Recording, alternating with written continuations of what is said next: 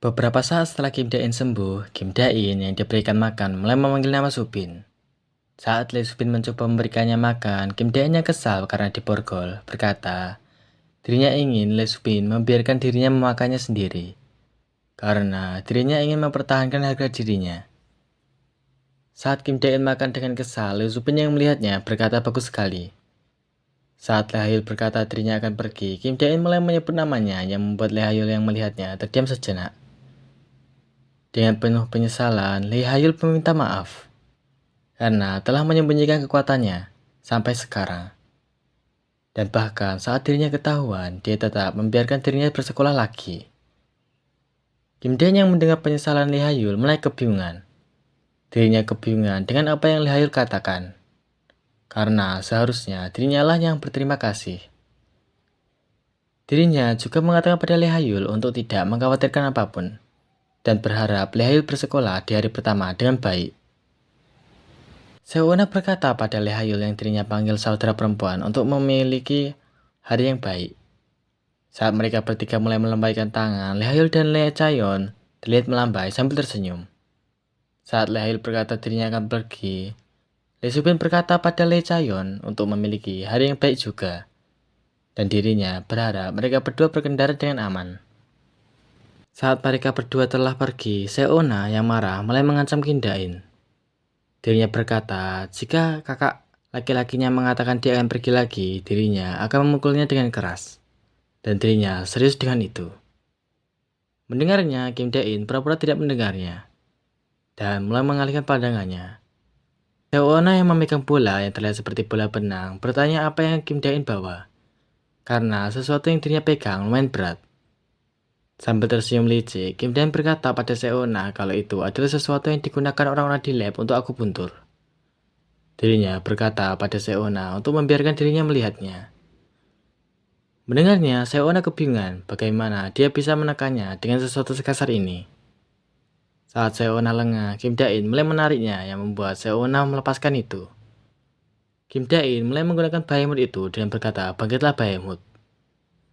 Saat Behemoth yang Kim Dae-in pegang bersinar warna merah, Lee Subin dan Seo-na yang melihatnya terkejut sekaligus kebingungan.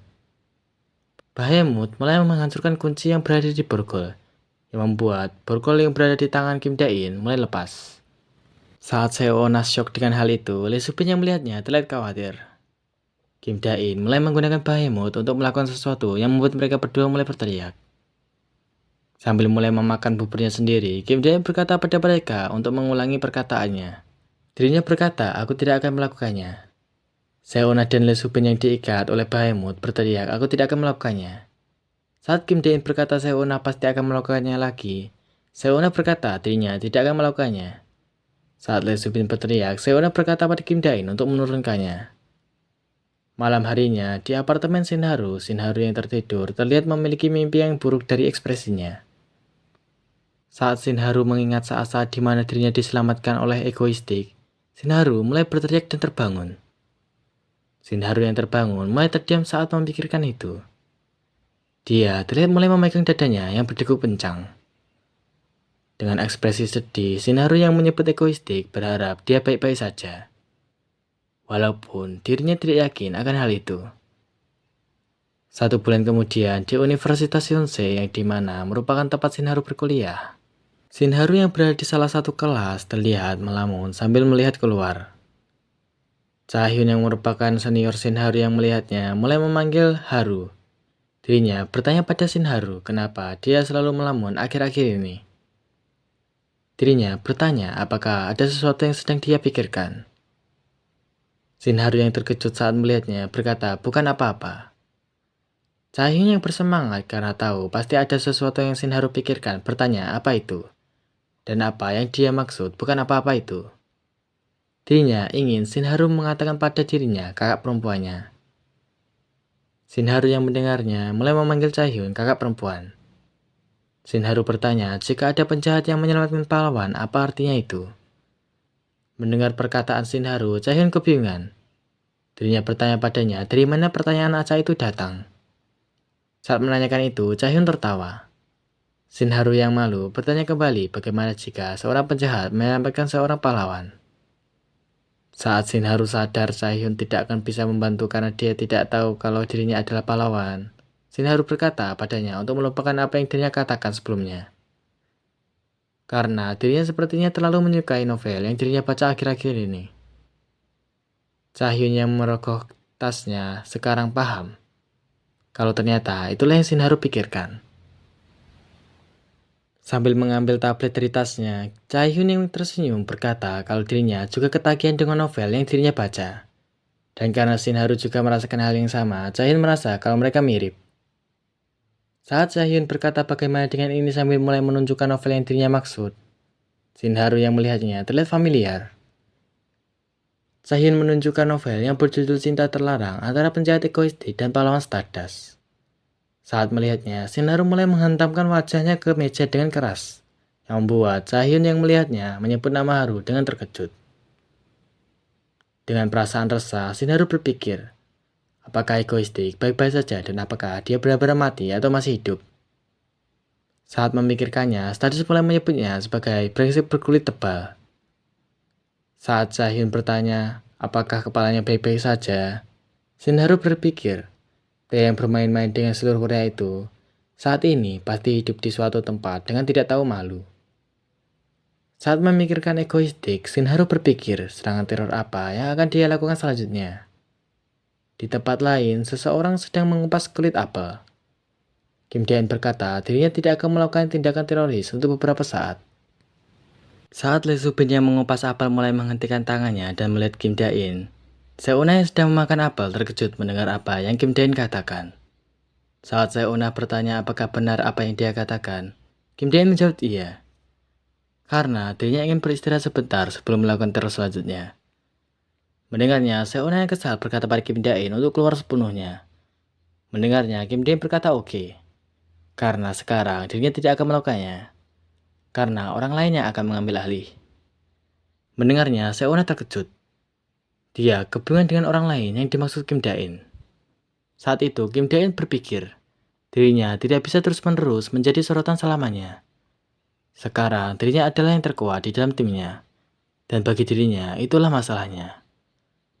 Melihat dari Stardust yang bisa menahan Behemoth dengan mudah, timnya membutuhkan penolong yang kuat untuk cobaan berikutnya. Di saat itu, dirinya mulai memikirkan Stardust. Dirinya menyiapkan dia untuknya. Dan dia yang dirinya maksud adalah anggota baru. Beberapa saat setelahnya, seorang wanita berkata selamat datang kepada seseorang yang baru masuk. Seorang pria berkacamata yang membawa bunga, dengan gugup berkata dirinya berkali-kali.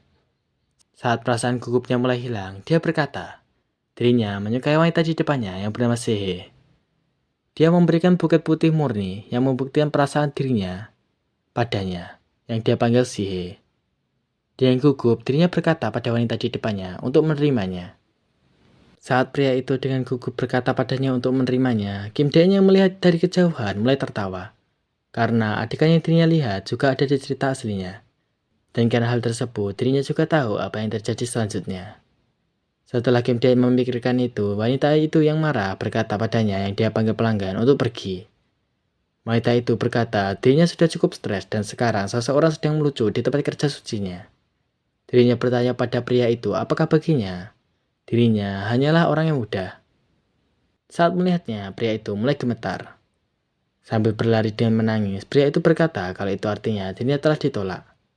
Saat melihatnya, Kim Dae-in berpikir kalau melihatnya sebagai orang terasa sangat lucu. Di saat itu, Choi Si-hye yang berumur 23 tahun mulai menghela nafas. Saat Si-hye melihat seseorang menyaksikan kejadian barusan, Choi Si-hye yang pusing kebingungan apakah dirinya sedang tertidur. Saat melihatnya, Kim Dae-in mulai memikirkan tentangnya.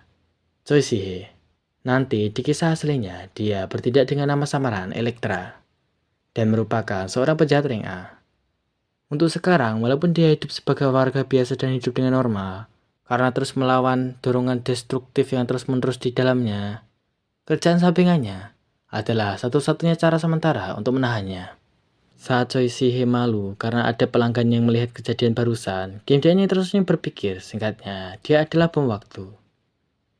Di malam harinya, Choi Si-hye yang berkata sialan kebingungan berapa lama lagi dirinya harus hidup seperti ini. Setelah bekerja, Dirinya akan bekerja dan bekerja, dan setelahnya akan kembali bekerja dengan lebih banyak pekerjaan. Setelah merasa sepi, dirinya berkata mungkin tidak ada satupun orang di sini. Setelah dia mengatakan itu, Choi Si-hye mulai mengeluarkan petir dari tangannya. Petir itu mulai menyabar lebih banyak yang membuat Choi Si-hye tampak senang. Choi Si-hye mulai menyebarkan petir miliknya. Dan saat dirinya menggunakan petir ke arah atas, Choi Si-hye terlihat sangat bahagia saat melakukan itu. Saat dia sedang bersenang-senang, seseorang berkata cantik. Dan suara tepuk tangan terdengar yang membuat Choi Si-hye yang melihat asal suara itu terkejut. Saat dia mulai memanggil nama egoistik dengan bingung, sambil mulai memanggilnya Nyonya Choi Si-hye, egoistik berkata dirinya telah mencari orang sepertinya dalam waktu yang lama. Dirinya bertanya padanya apakah dia mau mempertimbangkan menggunakan kekuatannya untuk membantu dirinya dalam terorisnya. Mendengar kata teroris, Choi Si-hye kebingungan. Sambil menggunakan petirnya, dia mulai menyebut egoistik dengan sebutan bajingan gila. Dirinya bertanya padanya apakah baginya setiap manusia super adalah penjahat sepertinya. Mendengarnya, egoistik yang tersenyum berkata padanya untuk menembak dirinya. Sambil akan menggunakan Behemoth, egoistik berkata dirinya ingin melihat seberapa kuat dia. Terima kasih sudah menonton. Untuk video selanjutnya akan melanjutkan recap yang telah ada. Sampai jumpa di video selanjutnya.